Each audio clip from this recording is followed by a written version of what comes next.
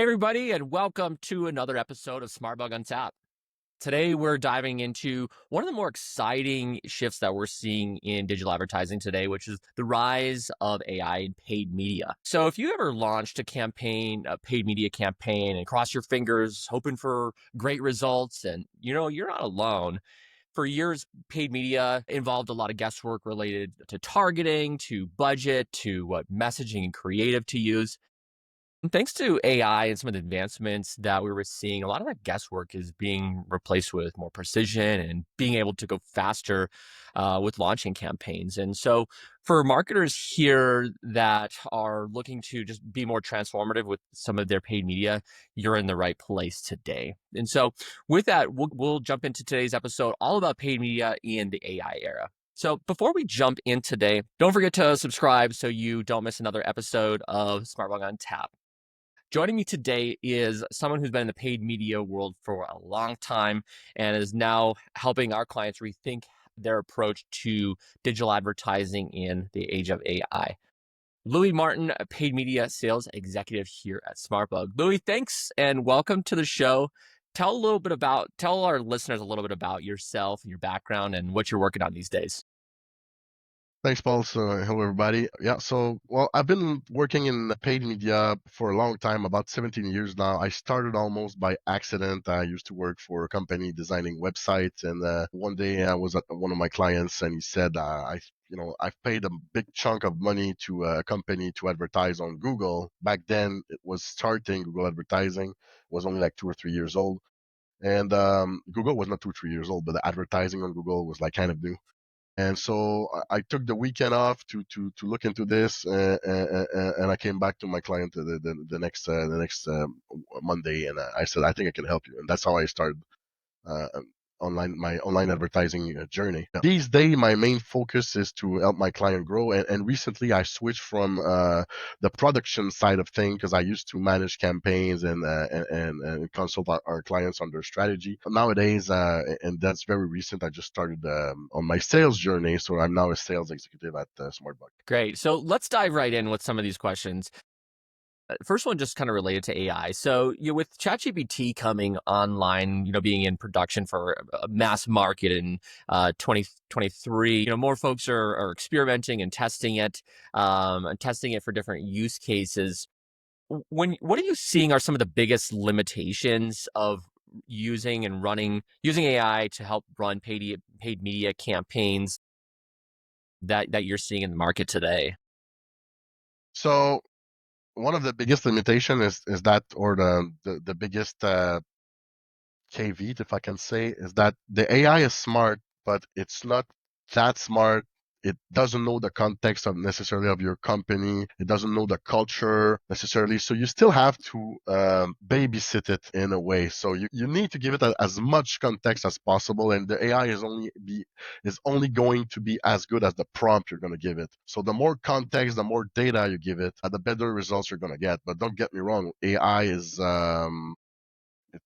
it's a huge revolution as far as I'm concerned. It's probably the biggest revolution in the history of the world. Not only in advertising, but like at large. Yeah, no, 100%. And you talked a lot about context, and we'll get into that a little bit, like making sure that the AI has enough context to do a good job. I completely agree with you. If you give it a very short prompt, don't give it enough information, you're going to get generic results. So I agree with you on that. When you think about the pre-AI era, like before 2023, how do marketers typically approach targeting and budgeting and optimization within their paid media campaigns? It was a lot of trial error back in the days, up until maybe I'd say like 3 4 years ago when they started introducing different AI enhanced kind of campaign like Performance Max on Google and Advantage Plus on Facebook. So, but prior to that, it was like I said, a lot of trial and error. You needed to have some very specific plan on what kind of audience you wanted to target, and you need to target like create like 10 different ad groups or ad set with 10 different audiences separately, and at the end of the day you will know which one ad performed the best. And the same thing goes for the ad creatives. You need to test like 10 100 10 50 100 ad creatives. The more the merrier, as long as you have the budget for. Nowadays you just like pitch in what you got, like your text, your audiences, and the AI is going to do the work in the background, and it's going to come up with the best combinations to give you the best results. So nowadays, you give an objective to the AI, and it's going to take care of the segmentation, finding the right audience, the right combinations of text, images. So it's you still need to have somebody driving the platform, but the AI is taking care of what used to be more tedious. Got it. Yeah, and it seems, pre-AI era, so many campaigns that I would see clients running were built based on the paid media manager's gut instinct or the client's gut instinct on what they feel is going to work. And I mean, intuition is really important, and using your experience on it. But many times, if this is like your first time running paid media campaign for your company, like you may not know the keywords to run or to target. You may not know the type of creative that's really resonant with your audience. What are some of the signs that a paid media strategy is just overly reliant on gut instinct versus being backed in data? So, well, one of the signs is that when the campaign is not consistently performing correctly, so like one month it's gonna be performing well, and the next, for some reason, it's gonna underperform by a lot. So that's one of the signs you can know. And of course, with AI now, it's much more consistent, the results you're gonna get. But you need to train the AI. So when you start a campaign, you don't expect it to have like amazing results after 5 minutes. You need to give it, Google says 4 to 6 weeks. In reality, it's less than that, but it's clearly not one day. It needs to learn, and there's a learning phase. Like, in fact, in the platforms, you'll see what stage your campaign is in the beginning, and it will say still in the learning phase. So you got to be careful to let it run its show and let it do its testing before you make large changes. Otherwise, it's going to stay in an endless learning phase. There's that window of time that you can't just like turn paid media ads on and one day expect to have clear learnings from it. We definitely seen clients and different folks that we've worked with, get a little impatient that, hey, I'm not seeing leads come in the door like right away. And they get kind of frustrated with it. And there is that period of learning. And I think that so I think that, yeah, what you said makes a lot of sense.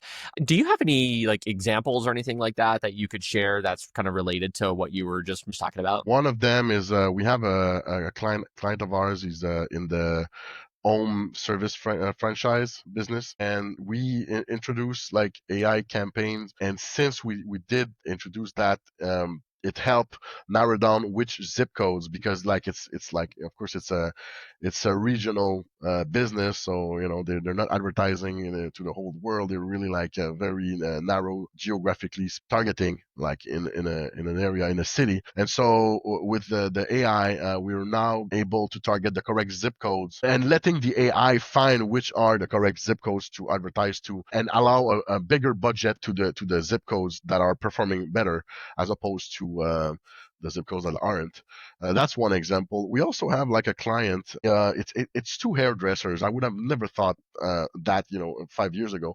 But they started like a little website 5 years ago, um, here, like in Quebec, and we're running ads for them for 3 years now. And on the Google side of things, once we introduced performance max campaigns, which are highly driven by AI, they started getting amazing results. And anybody in that field will know that a 20x ROAS is good. Normally, anything under 10, over 10, or even like over 5, 6, depending on your margin, is good. They have consistently 20x results, and even on their brands, their returns are 150, 200x, which means like for every dollar they spend, they sell for 150, $200. Wow. So let's switch gears a little bit and talk about how AI is like actually being used today by our clients. We work with dozens of franchise organizations. We work in healthcare. We work with SaaS. We work with financial services organizations. So just broad types of industries and tactics that we're using. Can you talk about the most impactful ways that AI is being used in paid media today? Well, once again, with the campaigns, for example, again, like performance max campaigns, it's going to test the audience. It's going to use predictive models to decide, am I going to bid higher for that person that's searching a certain keyword, am I going to bid higher for that person depending on the context of his search, and also what that person has done in the past? Because Google, although with all the cookie and the privacy, is not allowed to like know the name of the person, it still knows a lot of things, and possibly the somehow the browser history of the person. So it's going to know the context, and it's going to decide, yeah, this person is really looking for that product or not. So it's going to bid more for that particular person, and therefore give you a better chance to get the click and drive results. So that's one way that the AI is helping. But also, and this is like for more like the bidding and the audience targeting, but also anything related to building ads, better ads, and testing better ads. And I'm talking about the creative here. It's going to be able to test creative way more efficiently than we used to, because back in the days it was like very manual. Nowadays, like I said previously, you dump in a bunch of ads, and the AI can also help you create ads, and it's going to test which one's performing the best, the better. So it's a lot. It has increased our capacity to run ads by I wouldn't say tenfolds, but it makes us much more efficient and much quicker to adapt and react and pivot when things aren't going the way we want. Got it. So, at the beginning of that last question, you talked a little bit about Google Performance Max and Meta's new functionality. Can you just dive into a little bit more about those specifically as we kind of move away from first party cookies? I'd be curious how those tools are leveraging AI to be more effective.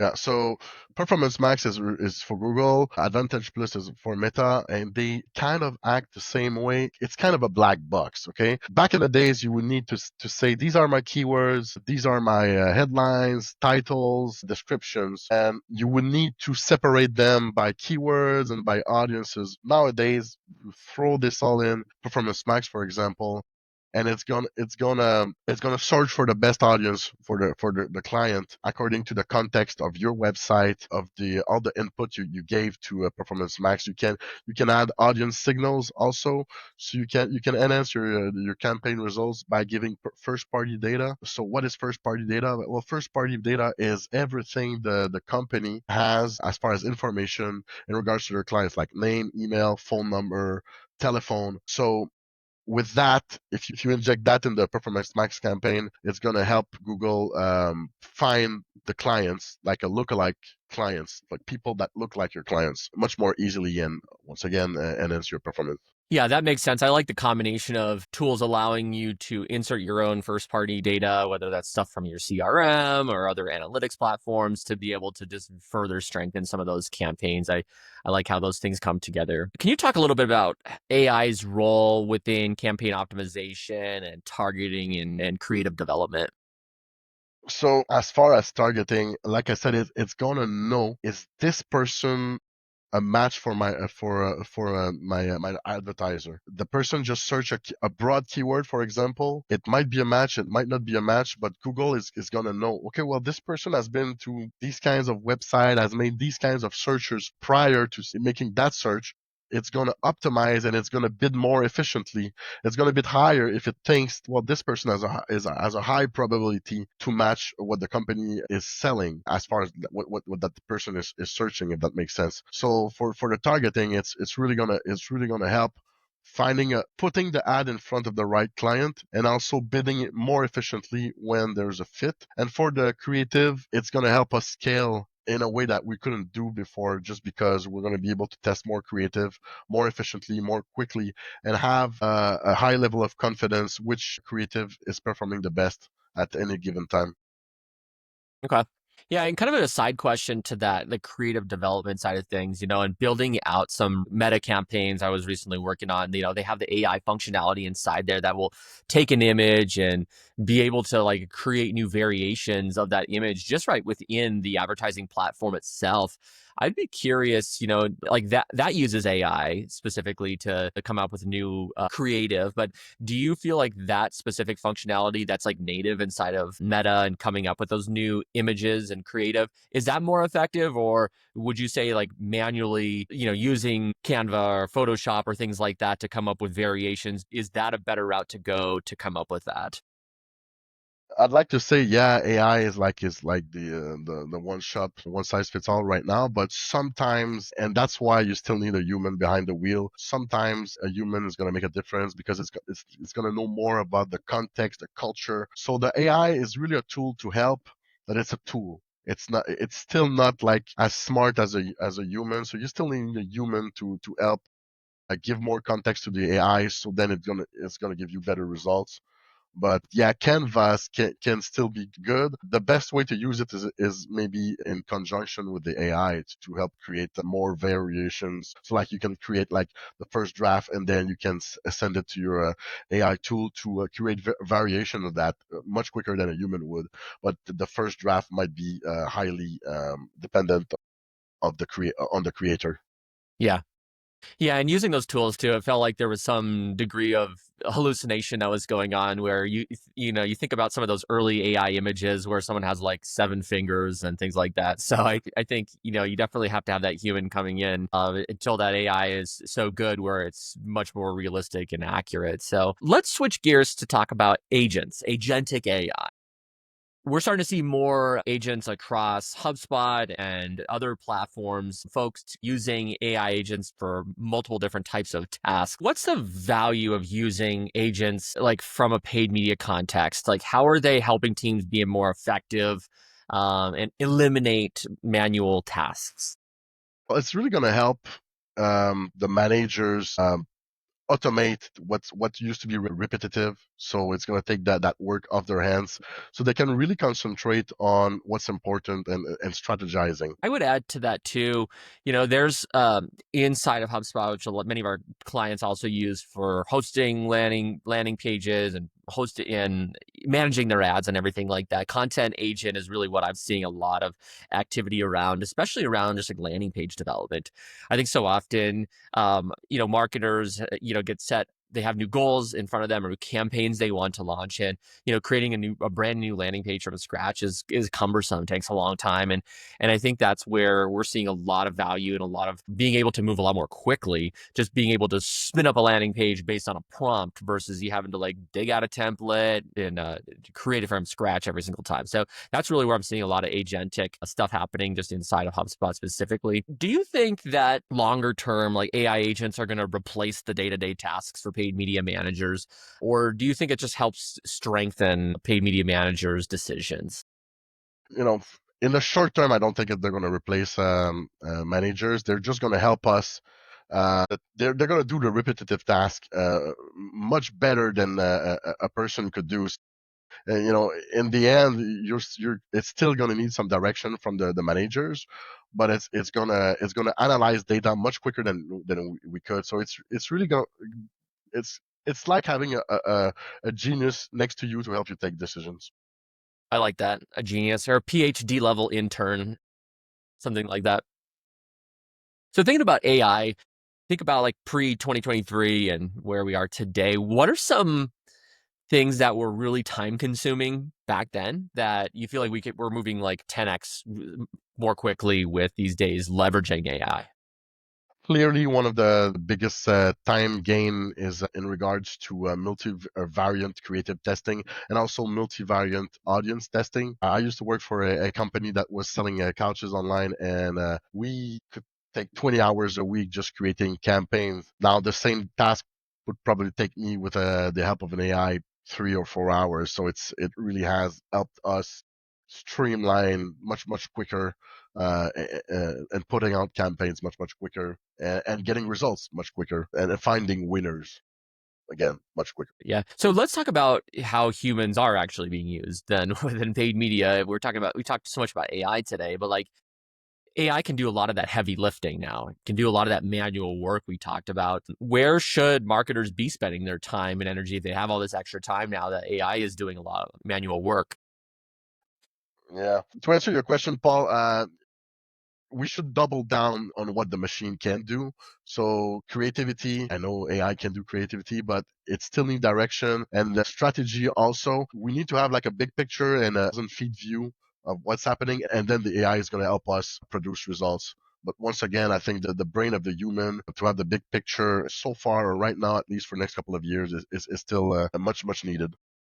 Yeah, it seems to me that, historically without the use of AI, it's like marketers, they have limited budgets, limited time to be able to run campaigns, and they maybe focus on like a specific part of a funnel. And it seems that with advances in AI and being able to move more quickly, it's like you can not only just focus on a single part of the funnel, you can focus on other parts of the buyer's journey, other parts of the funnel. You could also focus on other segments of the business. You could also just allocate capital a little bit more strategically across different parts of the business versus only being able to just push it all into like one segment and one part of the funnel at a single time. So let's jump in next to you know thinking about first party data and CRM integration. You talked a little bit about this already.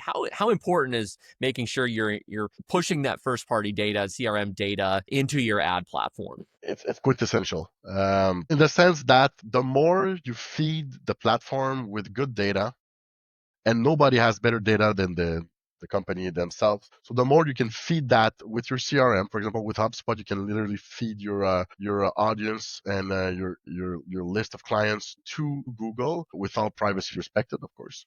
Doing so will help the platforms and the advertising platforms reach your potential client with a much higher level of efficiency and accuracy than if you were not feeding them that first party data. So first party data is essentially who's your customer, and you feed that to the platform, and they're gonna give you a much better targeting and better results and a better bang for your bucks. And if you do so, I must add though that you need to have enough data to feed to the platform. Like if you have like, I don't know, 10 customers in your database, it's not going to work.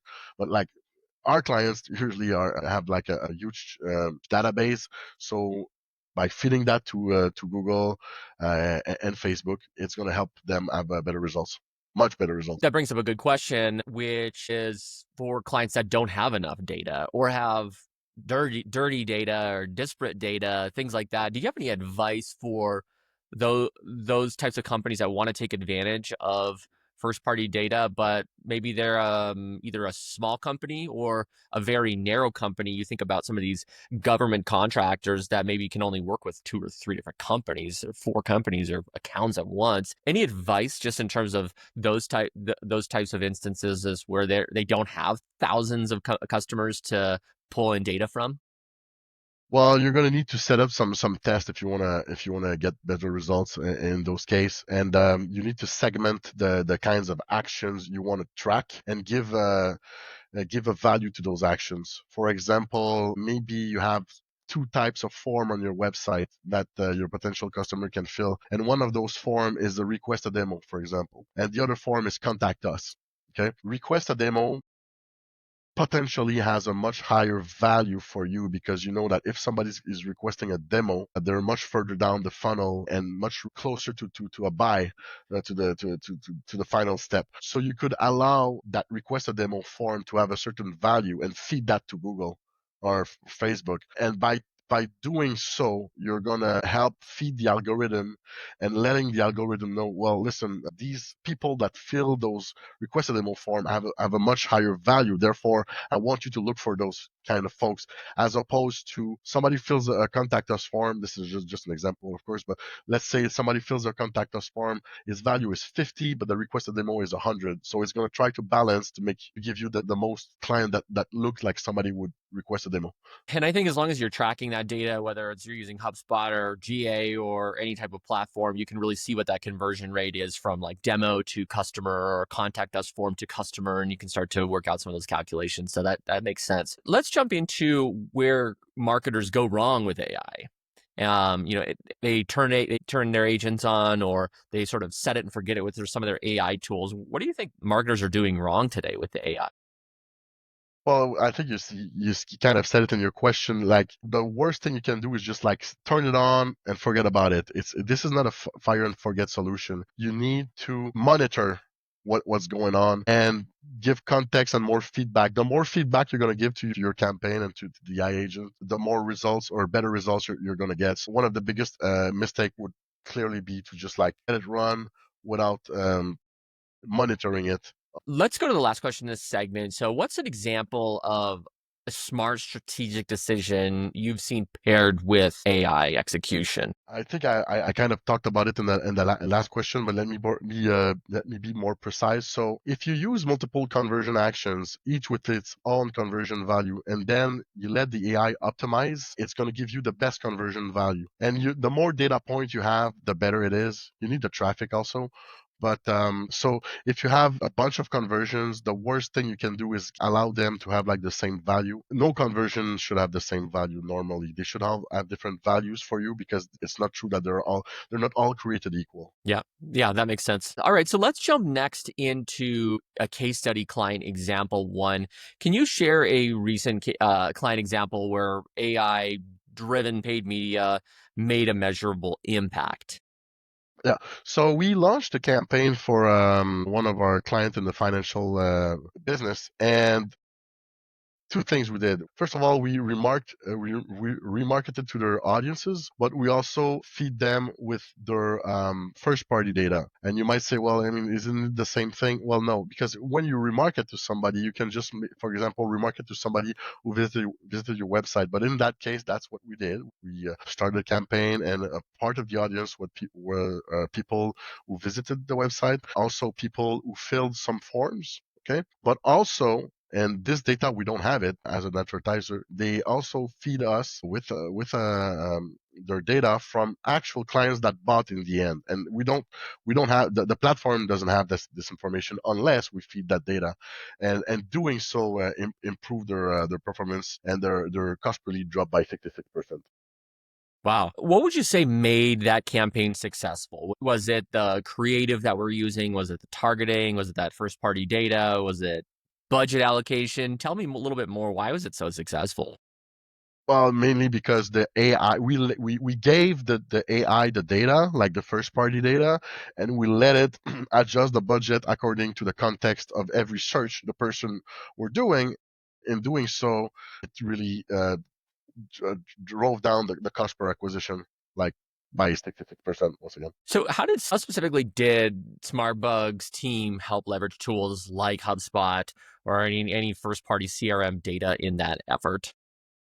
So what really helped is that we fed the campaign with the very good first party data from the customer. In that case, they're selling mortgage. Okay, so um, I'm not going to divulge the name of the client, but they're selling mortgages, and so the client fed us people who actually signed mortgages with them, and we were able to feed that to the AI, in that case, in the Google campaign. And of course, this is the best data you can have because it's a thing to feed like somebody who looks like a lead, but that's now we're feeding actual customers, so we can tell Google, look, this is our customer.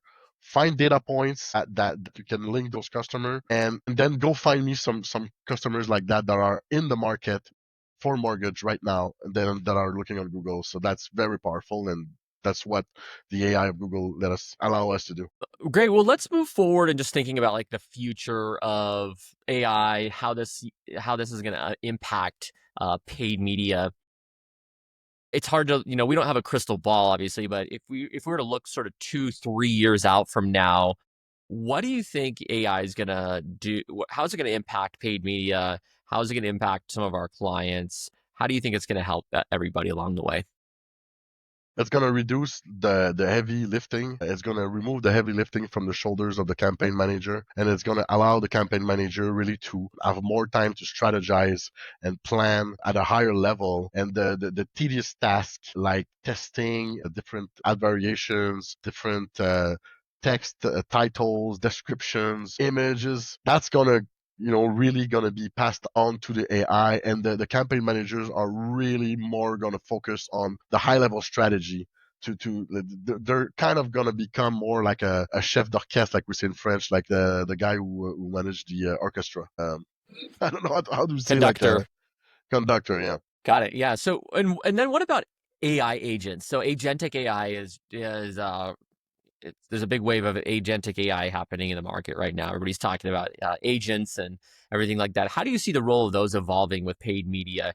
Do you think we'll get to a point where agents are just able to run campaigns end to end without any human intervention? Or what's your take on how much is the AI going to take over? Eventually, and I cannot know for sure, but I think sooner than later, AI is definitely gonna be able to run a campaign from end to end. When is that gonna happen? We don't know. My guess is as good as yours, but I don't think I'm far off. Like 3 to 5 years, they should be able to run campaigns from end to end. So you just essentially stick in your credit card and say, "Hey, this is the campaign I want to run," and it'll just start giving you leads. Is that what you think it'll happen? Well, that's what Mark Zuckerberg wants. I was Yeah. I was watching an interview yesterday actually with him, and that's what he says. Their long-term goal is like, hey, you're a small business, you don't have like a big agency working with you, and you don't want to. You don't have the budget to work with a big agency. Well, give us your credit card and we'll do the work for you.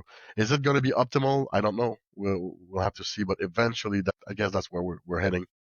Yeah. Well, let's talk a little bit in kind of closing today about the skills that marketers need to grow to be more effective in an era where AI is being leveraged for a lot of manual work.